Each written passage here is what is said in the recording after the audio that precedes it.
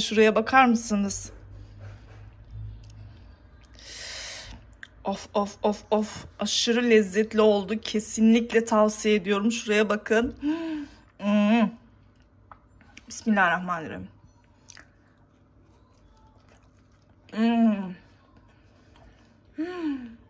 Ay çok güzel. Herkese merhaba, mutfağıma ve kanalıma hoş geldiniz. Bugün sizlerle birlikte bu gördüğünüz kendisini zengin gösteren, etliden çok daha lezzetli bir kebap tarifini paylaşacağım. Fazla bekletmeden hemen tarife geçiyorum. Öncelikle kebabımıza girecek olan malzemeleri hazırlıyoruz. Evet, kebabımızın ana malzemesi gördüğünüz gibi mantar. Yarım kilo kültür mantarımı bu şekilde kabuklarını soyuyorum ve sap kısımlarını kesmiyorum arkadaşlar. Sadece gördüğünüz gibi ucunu koparıyorum. Bu aşamada mantarları kesinlikle yıkamıyoruz. Yıkarsak eğer çok sulu bir kebap olacaktır.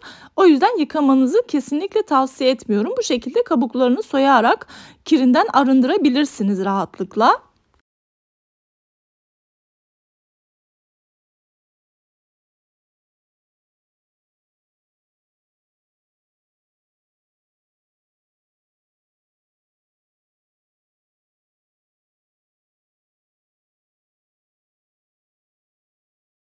Evet, bu aşamada soymuş olduğum mantarlarımı bu şekilde dilimleyerek küçük küçük doğruyorum. Burası çok önemli.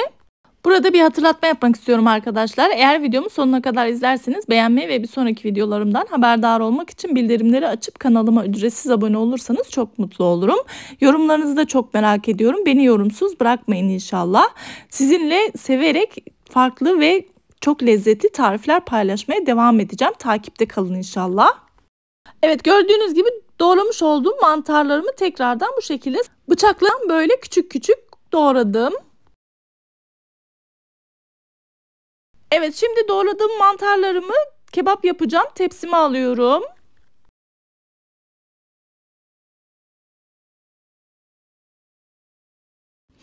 Şimdi de kebabımızın içine girecek olan diğer malzemeleri küçük küçük doğruyoruz.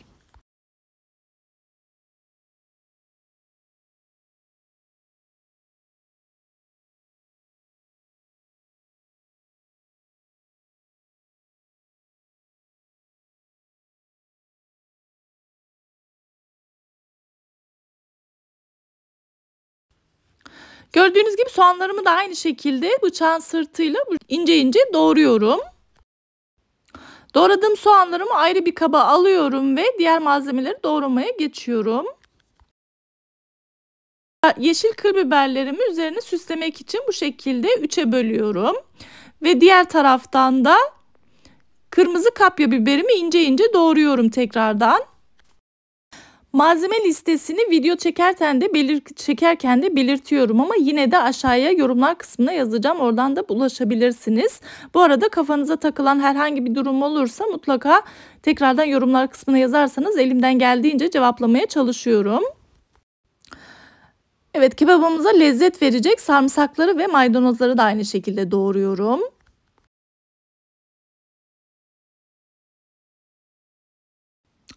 Evet arkadaşlar, bütün malzemeleri doğradım. Şimdi mantarlarımın üzerine doğramış olduğum maydanozları ve kırmızı kapya biberlerini döküyorum.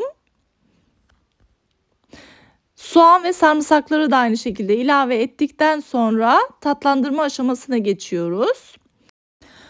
Evet, bu aşamada inanın 200 gramdan çok daha az eti küçük küçük kıyma kıyar gibi kıydım bıçağın sırtıyla.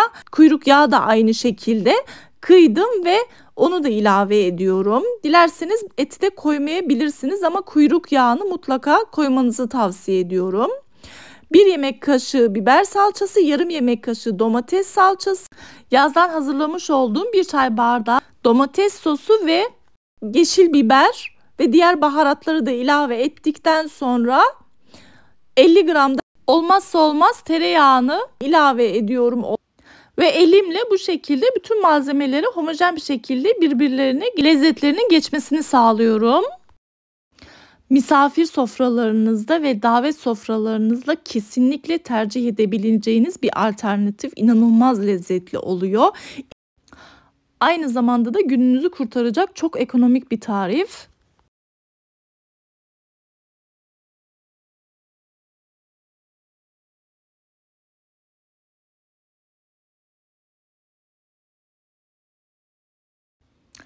Evet arkadaşlar, gördüğünüz gibi bütün malzemeleri homojen bir şekilde elimle yoğurarak karıştırdım. Bütün malzemelerin lezzeti birbirine geçti. Bu aşamadan sonra elimle bastırarak tepsimin tabanına yayıyorum.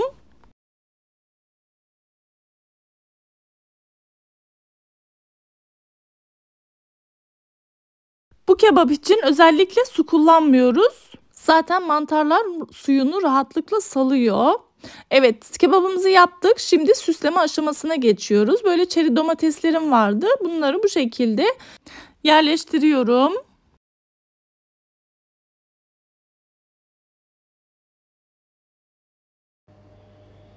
Şimdi de doğramış olduğum yeşil biberlerimi bu şekilde yerleştiriyorum.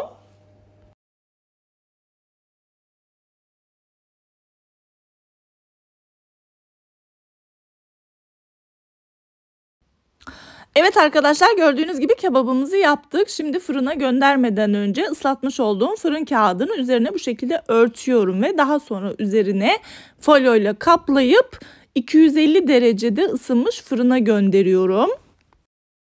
İlk yarım saat bu şekilde pişecek. Daha sonra etlerin piştiğini anladığınız anda bütün üstündekileri çıkarıyoruz ve bir 5 dakika daha üzerinin kızarmasını sağlıyoruz.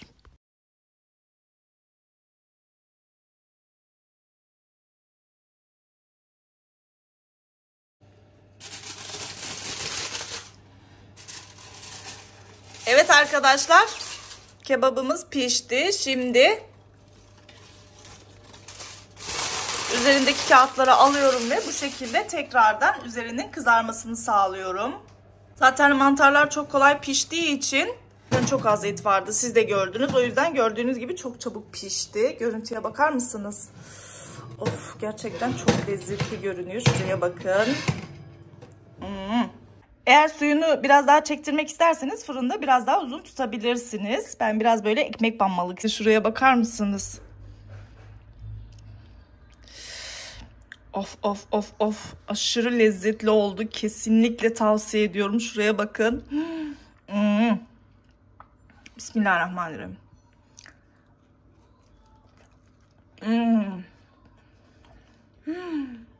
Ay çok güzel.